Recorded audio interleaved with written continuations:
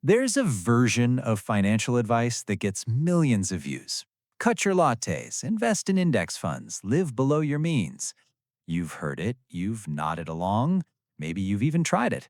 And somehow, you're still watching videos like this one. Here's the thing. The advice isn't wrong, it's incomplete. It skips the part that actually changes behavior. The boring, slightly embarrassing stuff that doesn't go viral, but quietly separates people who build wealth from people who just understand wealth. That gap between knowing and doing is where most people live permanently. Let's talk about what's actually in it. My name is Ricky, and I spend way too much time thinking about the psychology of money, not just the math, the behavior. I once tracked my spending for a month and found I was paying for 4 subscriptions to services I hadn't opened in 8 months. I knew better, and I still did it, which tells you everything about how this problem actually works. Here's a number I want you to sit with. 72% of Americans are living paycheck to paycheck. Not people without jobs, people with jobs, with income, sometimes decent income. And most of them already know the basics of personal finance. The information isn't missing, something else is. Before we get into the habits, one number. If you're 25 right now, and just 3 of these habits free up $200 a month that gets invested instead of spent, by 65 at historical market returns, that's over $500,000. Not from a high income, not from a secret strategy, from intercepting spending you barely noticed was leaving. $200 a month, $500,000. Same thing, separated only by time and a few habits nobody makes viral content about. Boring builds wealth. 10 habits. Let's go. Habit 1. Check your accounts on a scheduled day, not when you're anxious. Most people check their bank account reactively. Something triggers them, a bill coming up, a vague sense of dread, and they go look. And when you only look at your finances while already anxious, you start associating finances with anxiety. Every time you open that app, your nervous system remembers the last time. It starts to feel like a threat instead of information, so you stop looking. Small problems become big problems before you ever see them. Fix? Pick one day a week, same day, same time, 10 minutes. Look, know where you stand, close the app. That single habit separates your emotions from your financial data. You stop dreading the information.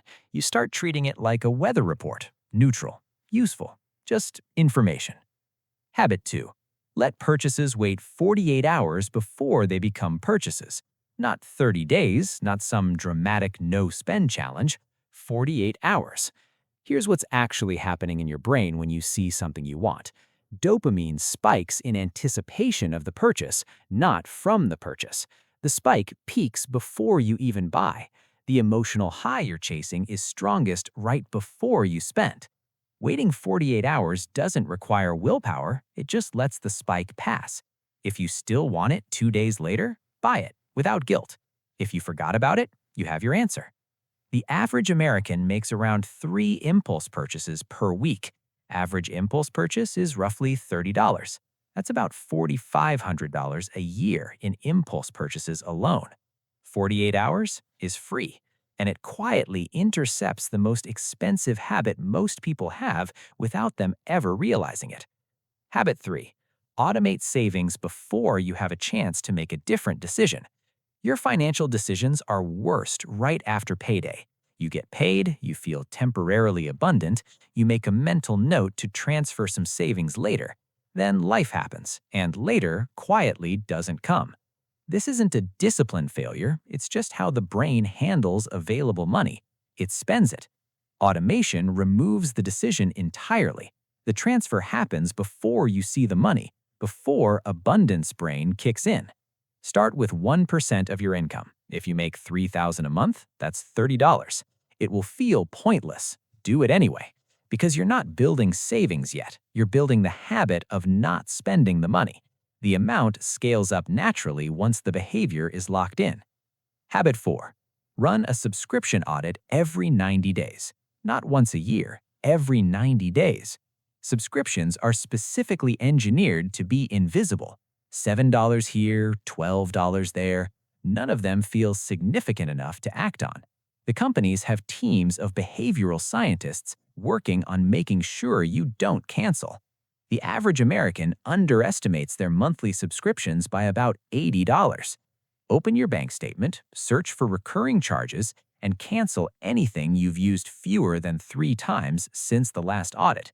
That's nearly $1,000 a year, quietly, on things you forgot you were paying for. Habit 5. Treat your emergency fund like a bill, not a goal. When something is a goal, it competes with everything else. When something is a bill, it gets paid first. Here's the math that makes this feel real.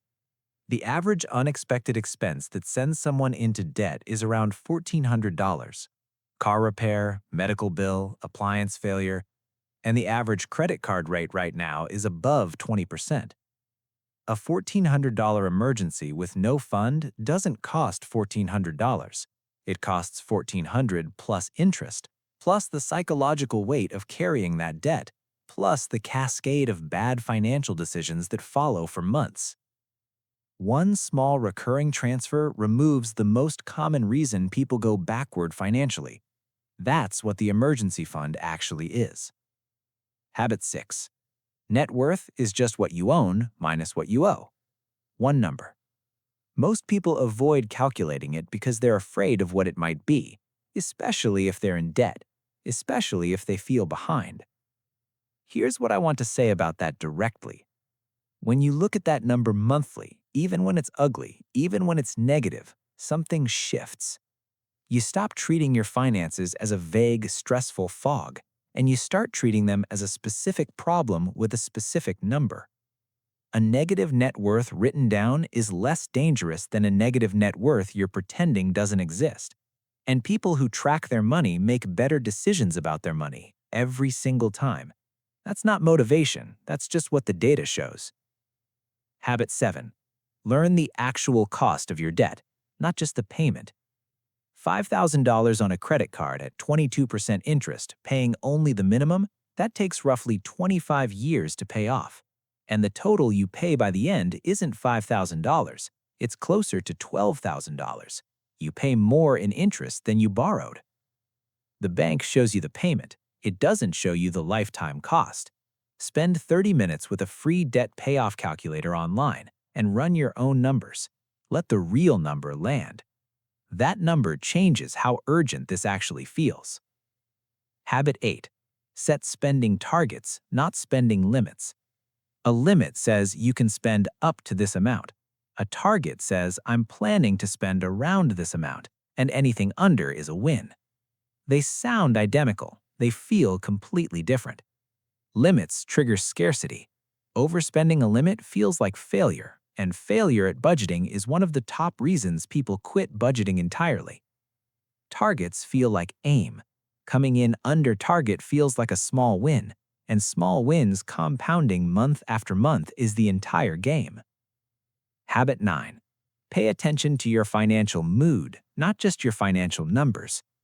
Your financial decisions aren't made in a spreadsheet, they're made in a mood. And spending when you're emotionally depleted activates the same neural pathways as social connection. It temporarily fills a hole that isn't actually shaped like a purchase. Before a purchase, ask yourself honestly, am I buying this because I want this thing, or am I buying this because something else feels bad right now? That question doesn't always stop the purchase, but it creates a gap between the impulse and the action. And in that gap, better decisions get made. Habit 10. Review your financial year like a real review, not a vague check-in. 1 hour a year, net worth compared to 12 months ago, what you planned financially versus what you actually did. Write it down. Here's the real reason most people feel stuck. They're not experiencing a single bad year. They're experiencing the same year 3 times, 4 times, 7 times in a row. Same patterns, same intentions, same results. But because nothing is written down, each year feels like a fresh start instead of a continuation of a pattern. Writing it down makes the pattern visible, and visible patterns can be changed. That's the unsexy thing nobody talks about. Awareness itself is a financial habit. Nobody's going to make a documentary about the person who set up a $75 automatic transfer and checked their bank account every Sunday for 5 years. But that person is probably okay. Quietly, unsexy, boringly okay, in a way that most financially anxious people would trade a lot for. The habits that work don't make good content, they make good outcomes. Pick one habit from this list, not the most interesting one, the one you're actually going to do this week. Those are different things, and that distinction matters more than it sounds. Drop it in the comments. Subscribe if this helped you think about any of this differently. The boring stuff compounds. See you in the next one.